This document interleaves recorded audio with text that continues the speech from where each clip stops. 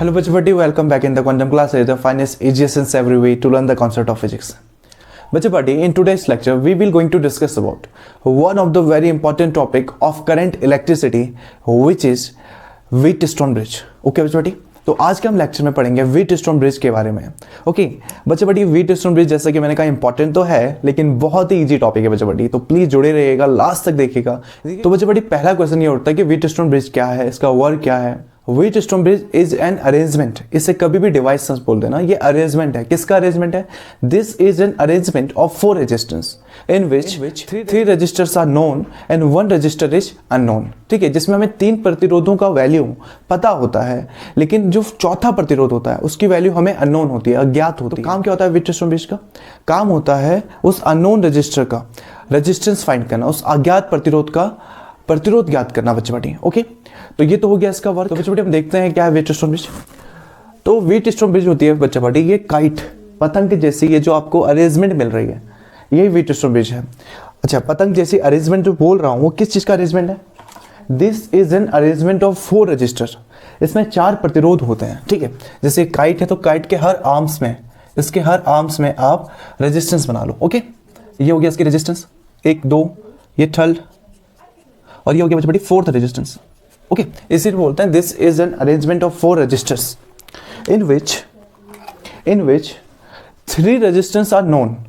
कौन से 3 नोन है बच्चे बड़ी? हम मान लेते हैं ये P रेजिस्टेंस है, ये Q है, और ये हो गया R.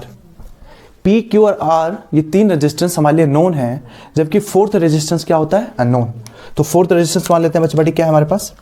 4th रेजिस्टेंस हो गया ये S, P, Q, R, S, in which 3 are known and 4th register is unknown. Okay, और क्या होता है बच्चे बड़ी इसमें? इसमें बच्चे बड़ी जुड़ा होता है यहाँ पे, अगर आप इसका नाम कुछ दे दो, ये सपोज हो गया A पॉइंट, ये सर्किट का B पॉइंट, ये हो गया C, और ये हो गया D. तो बच्चे बड़ी यहाँ पे B और D पे, ये जो आप B और D देख रहे हो, यहाँ पे जुड़ा होता है एक गैल्वेनोमीटर, और यहाँ होती है इसकी निडल. गैल्वेनोमीटर का आपको पता होगा क्या काम होता है? गैल्वेनोमीटर शो करता है करंट की प्रेजेंस को. अगर इस वायर में डी में करंट फ्लो हो रहा है तो गैल्वेनोमीटर इंडिकेट करेगा कि यहाँ करंट है. कैसे इंडिकेट करेगा? यहाँ पे निडल है, निडल अगर निडल डिफ्लेक्ट हुआ इट मीन्स यहाँ करंट फ्लो हो रही है. और बच्चे बड़ी, अगर वहाँ पे करंट कोई भी फ्लो नहीं हुआ तो कोई डिफ्लेक्शन शो नहीं करेगा. और यही चीज़ बच्चे बड़ी व्हीटस्टोन ब्रिज में हमें की पॉइंट रखना है. यहाँ सबसे मेन चीज़ ये है ना, इस रजिस्टर को, इन रजिस्टर्स को ऐसे तरीके से अरेंज किया जाता है ताकि ये जो BD वाला पॉइंट है, ये जो BD वाला पॉइंट है, इसमें कोई भी डिफ्लेक्शन ना है या फिर कोई भी करंट फ्लो ना हो. ओके छोटी, ध्यान रखना, ये की पॉइंट है इस पूरे लेक्चर का, पूरे व्हीटस्टोन टॉपिक का ये सबसे बड़ा की पॉइंट है कि ये BD को ऐसे तरीके से अरेंज किया जाता है. अब कैसे तरीके से, वो तरीका समझो छोटी. सपोज जो B पॉइंट है इसका पोटेंशियल हो गया VB और D पॉइंट का पोटेंशियल हो गया बच्चा बटी VD. इसको ऐसे तरीके से अरेंज करना है कि हमारा पोटेंशियल इतना है, VB इक्वल VD. ओके, इसे ऐसे तरीके से अरेंज किया जाता है. अगर पोटेंशियल B पॉइंट का और D पॉइंट का दोनों का सेम है, और पोटेंशियल की प्रॉपर्टी हमें पता है, पोटेंशियल हमें हमेशा हाई से लो पोटेंशियल की तरफ फ्लो होता है. कोई भी करंट हाई से लो पोटेंशियल की तरफ फ्लो होता है बच्चा बटी. और अगर VB और VD दोनों पॉइंट का पोटेंशियल सेम है तो करंट कहाँ फ्लो होगा? हाई से लो होता है. अब तो यहाँ तो ना तो कोई हाई है ना लो है, यानी बच्चा बड़ी करंट फ्लो नहीं होगा. करंट कहाँ फ्लो होता है? जब वो हाई टू लो जाता है. और क्योंकि बच्चा बड़ी B में भी पोटेंशियल उतना ही है जितना D में है, इसलिए करंट ना तो B से D में आएगा ना D से B में जाएगा. Is it clear? ये सबसे बड़ा की पॉइंट है इस पूरे टॉपिक का और इस पूरे लेक्चर का. ठीक है, क्या बोला? Again repeat. B और D दोनों पॉइंट पे पोटेंशियल सेम होता है, विभव सेम होता है, और क्योंकि पोटेंशियल सेम होता है इसलिए BD पॉइंट में, ये B से D वाले सर्किट में कोई भी करंट फ्लो नहीं होगा. और इसी तरह से व्हीटस्टोन ब्रिज को अरेंज किया जाता है. ओके बच्चे, तो ठीक है, आगे चलते हैं. और क्या होता है बच्चे, हमने 4 रेजिस्टेंस के लिए PQRS, in which 3 are known, 4th are unknown. फिर गैल्वेनोमीटर होता है जो करंट को शो करता है. और देन बच्चे पार्टी इसमें जुड़ा होता है एक पावर सोर्स जहां से करंट सप्लाई दे. तो ये हो गया B, बैटरी. ये कोई बैटरी या सेल हो गया बच्चे पार्टी. और इसमें जुड़ा होता है कोई स्विच. नॉर्मली स्विच होता है ऑन ऑफ करने के लिए. ठीक है, तो ये होता है बच्चा बड़ी. अब हो गया ये व्हीटस्टोन ब्रिज का कंप्लीट अरेंजमेंट. इसको डिवाइस मत बोल देना, ये अरेंजमेंट है, अरेंजमेंट ऑफ 4 रजिस्टर्स. ठीक है, तो ये हो गया। अब इसमें बैटरी है, करंट फ्लो होगा, हमें पता है करंट हमेशा पॉजिटिव टर्मिनल से निकलता है और नेगेटिव टर्मिनल की तरफ जाता है। तो पॉजिटिव टर्मिनल से बच्चों हमने निकाल दिया करंट।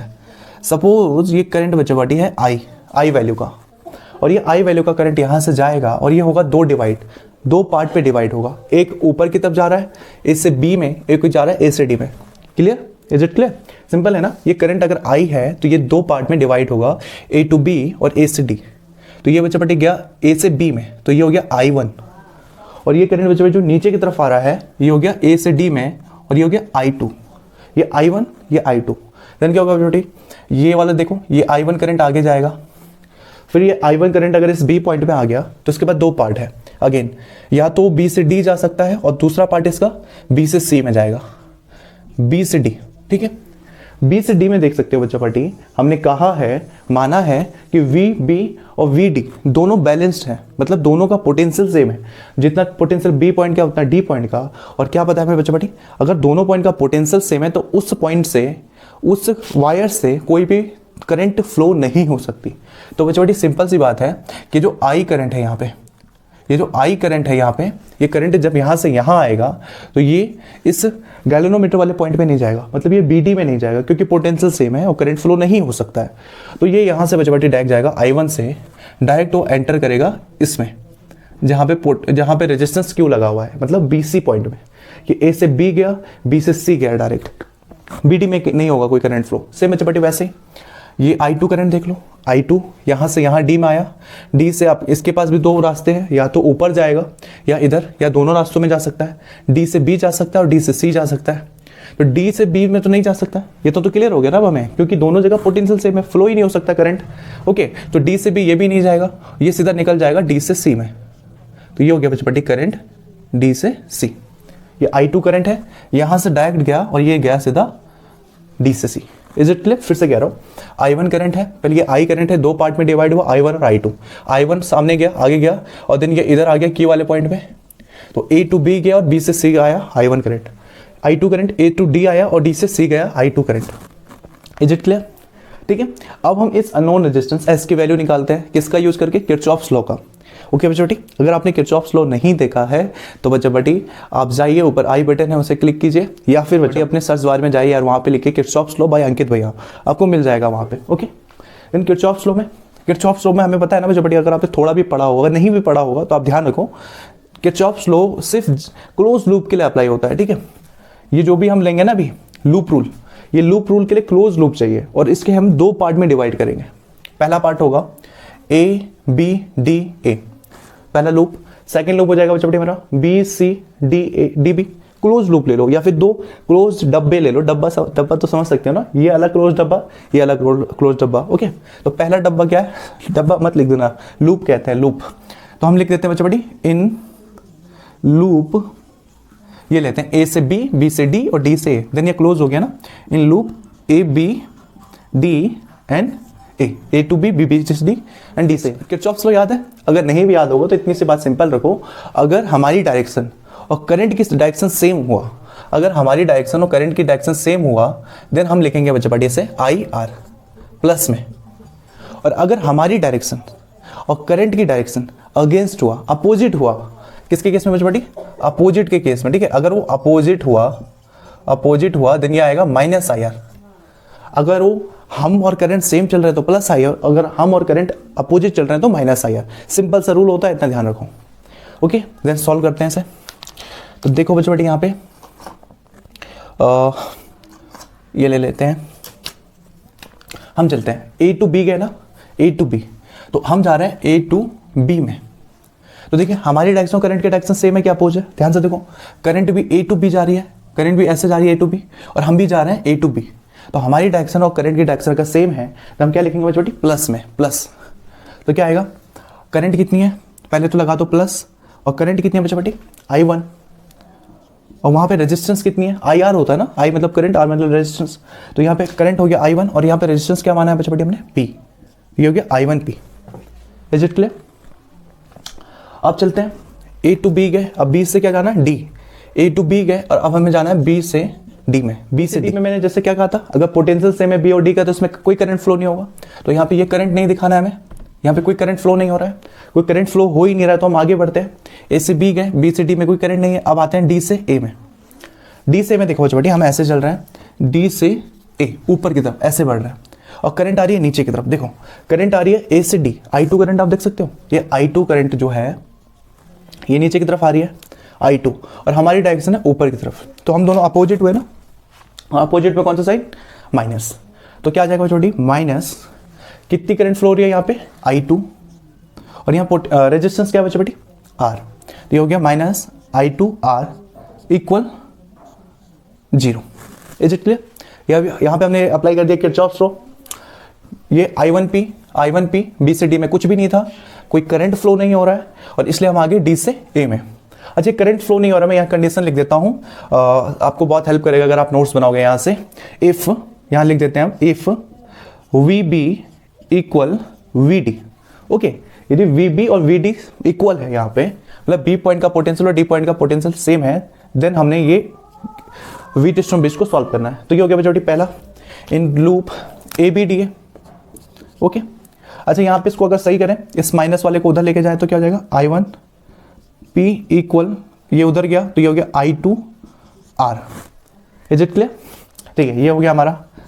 अब अगला कौन सा लूप ले लेते हैं बच्चे बेटे, अगेन क्लोज लूप ABDA ले लिया। अब उस तरफ चलते हैं दूसरे डब्बे में, ये हो गया BCDB, जो नहीं BCDB हो गया, आप बोलो CBDC, क्लोज होना चाहिए बस। तो हम मान लेते हैं यहां से, जैसे हमने ABDA ले लिया, ठीक है, ये ले लेते हैं CBDC, ओके।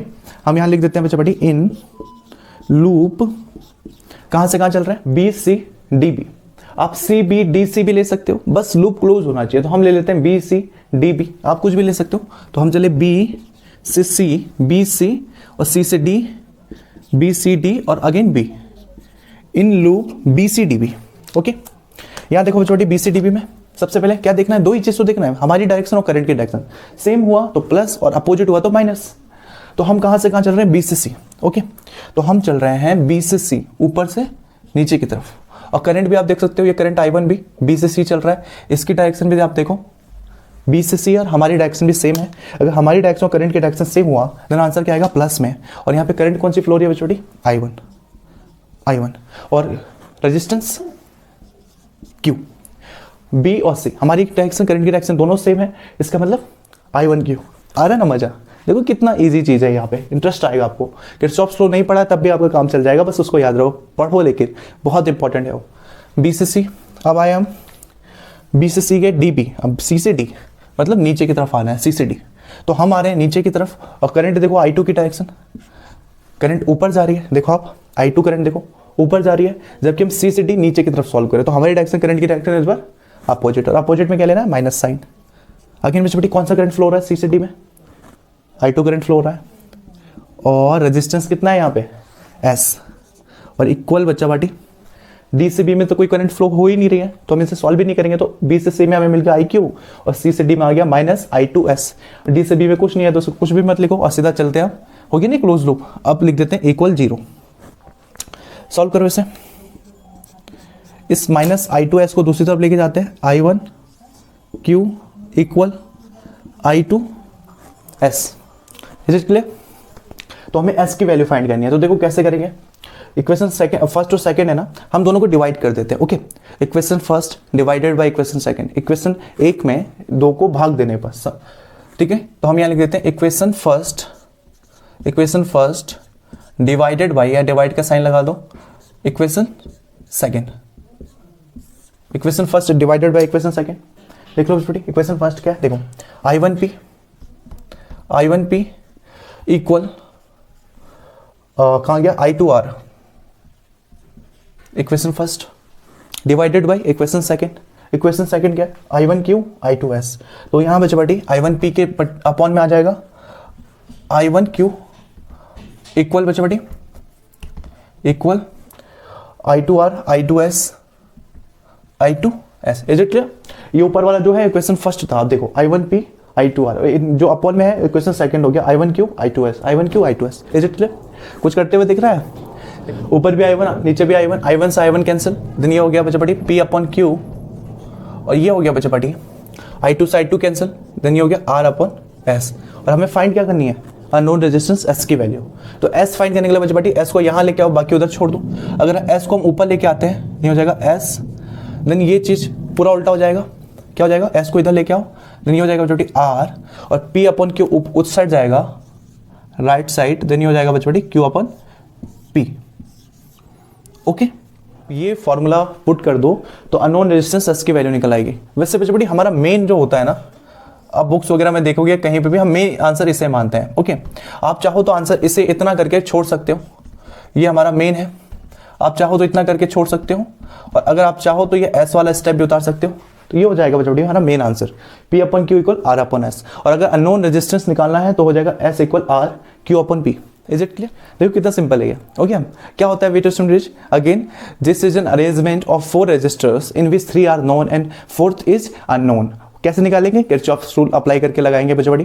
किरचॉफ्स में आपने 2 डब्बे बांट दिए, मतलब 2 लूप ले लिया, दोनों लूप को सॉल्व किया, फिर दोनों को डिवाइड कर दिया, देन बच्चे बटी P upon Q equal R upon S आ गया। अगर एस आपको फाइंड करना है, अज्ञात प्रतिरोध निकालना है, तो एस की वैल्यू आप निकाल लो। वैसे हमारा मेन आंसर क्या है? P upon Q R upon S. Okay बच्चे बटी, तो इसके बेस पे हमारे पास बहुत बार न्यूमेरिकल्स भी बनते हैं। ओके, लेक्चर के सेकंड पार्ट में हम सॉल्व करेंगे व्हीटस्टोन ब्रिज से रिलेटेड न्यूमेरिकल्स को। ओके बच्चों, तो वो जरूर देख लेना।